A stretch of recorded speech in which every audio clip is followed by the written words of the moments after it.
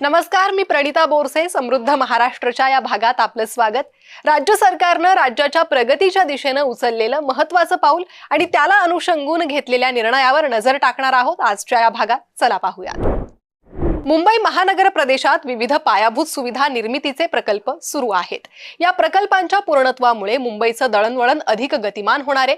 या विकास प्रकल्पांमुळे बाधित होणाऱ्या नागरिकांकरिता घरांची व्यवस्था करण्यात येते. अशा हाऊसिंग स्टॉक मधील घरांच्या प्रभावी उपयोगासाठी धोरण तयार करण्याचे निर्देश मुख्यमंत्री देवेंद्र फडणवीस यांनी दिले. मुख्यमंत्री देवेंद्र फडणवीसांच्या अध्यक्षतेखाली वर्षा निवासस्थानी मुंबई उत्तर लोकसभा मतदारसंघातील विविध प्रश्नांबाबत बैठक आयोजित करण्यात आली होती. या बैठकीस केंद्रीय वाणिज्य मंत्री पियुष गोयल, मुख्य सचिव राजेश अग्रवाल यांच्यासह विविध विभागांचे वरिष्ठ अधिकारी उपस्थित होते. सामान्य प्रशासन विभागातर्फे आयोजित टेकवारी 2.0 अंतर्गत महाराष्ट्र प्रशिक्षण सप्ताह कार्यक्रमाचा शुभारंभ मुख्यमंत्री देवेंद्र फडणवीसांच्या हस्ते मंत्रालयातले त्रिमूर्ती प्रांगणात नुकताच पार पडला. या कार्यक्रमासाठी उपमुख्यमंत्री सुनेत्रा पवारांसह विविध विभागाचे अधिकारी आणि कर्मचारी उपस्थित होते. 4 ते 8 मे 2026 दरम्यान आयोजित हा कार्यक्रम भारतातील सर्वात मोठा राज्यस्तरीय क्षमता बांधणी उपक्रम ठरलाय. या उपक्रमाचा मुख्य उद्देश आरोग्य, प्रशासन आणि सांस्कृतिक मूल्यांना आधुनिक तंत्रज्ञानाची जोड देणं असून सुमारे 10 लाख सरकारी कर्मचाऱ्यांना भविष्यातील आव्हानांसाठी सक्षम करणे हा आहे. या प्रदर्शनाचं मुख्य आकर्षण म्हणजे मंत्रालयातील त्रिमूर्ती प्रांगणात उभारलेले टेक हब, जिथे मेटा सारख्या जागतिक कंपन्यांनी व्हॉट्सअॅपवरून व्हॉइस कमांडद्वारे सरकारी सेवा मिळवण्याचे थेट प्रात्यक्षिक दाखवले गेले. या कार्यक्रमात कृत्रिम बुद्धिमत्ता, डेटा सुरक्षा आणि प्रकल्प व्यवस्थापन यावर विशेष भर देण्यात आला आणि विविध विषयांतर्गत तज्ज्ञांनी वेगवेगळ्या सत्रात अनमोल मार्गदर्शन देखील केलं. सिस्टीम मध्ये रेलेव्हंट राहण्याकरता, समाजात रेलेव्हंट राहण्याकरता टेक्नॉलॉजी एम्ब्रेस करणं हे अत्यंत महत्वाचं आहे.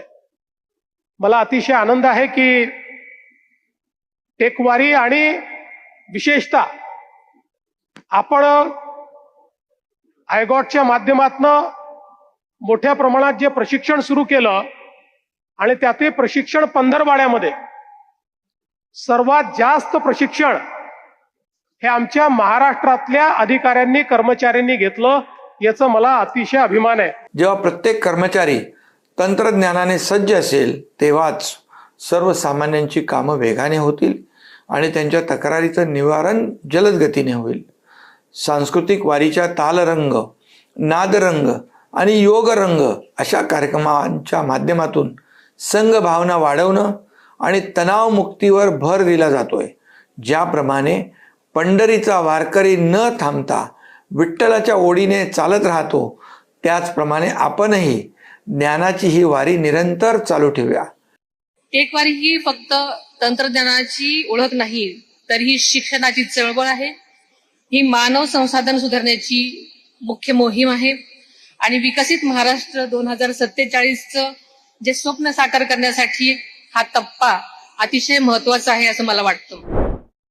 पंढरपूर कॉरिडॉर आणि विकास आराखड्यासंदर्भात झालेल्या मुंबईत मंत्रिमंडळ शिखर समितीच्या बैठकीत मंजुरी देण्यात आली. मुख्यमंत्री देवेंद्र फडणवीसांच्या अध्यक्षतेखाली ही बैठक संपन्न झाली. 4 मे 2026 रोजी पार पडलेल्या या बैठकीत पंढरपूरच्या विकासासाठी अत्यंत महत्त्वाचे आणि ऐतिहासिक निर्णय घेण्यात आलेत. पंढरपूरच्या सर्वांगीण विकासासाठी एकूण 4150.46 कोटी रुपयांच्या सर्वसमावेशक आराखड्यास मंजुरी देण्यात आली. ही सर्व विकास कामं पुढील 30 महिन्यांत पूर्ण करण्याचे कडक निर्देश मुख्यमंत्र्यांनी दिलेत.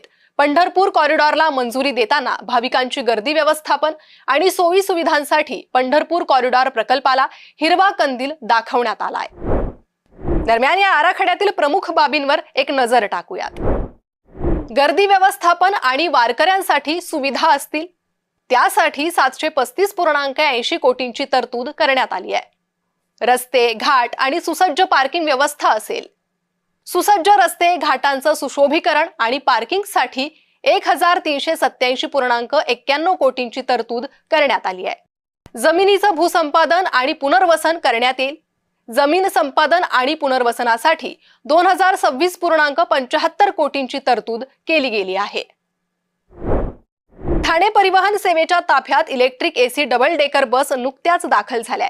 1 मे रोजी महाराष्ट्र दिनाचं औचित्य साधत उपमुख्यमंत्री एकनाथ शिंदे यांच्या हस्ते या बस सेवेचा शुभारंभ केला. ठाणे महापालिकेच्या परिवहन सेवेतील 407 बसपैकी 381 बस प्रवासी सेवेसाठी उपलब्ध आहेत. या बसमुळे ठाणेकरांचा प्रवास अधिक सुखकर आणि पर्यावरणपूरक होणार असून पहिली बस 3 हात नाका ते गायमुख या मार्गावर धावली आहे. टीएमटीच्या ताफ्यातील बसची संख्या वाढवण्याकडे प्रशासनाचा कल आहे. येत्या काळात अशाच प्रकारे 10 डबल डेकर बस दाखल होणार आहेत.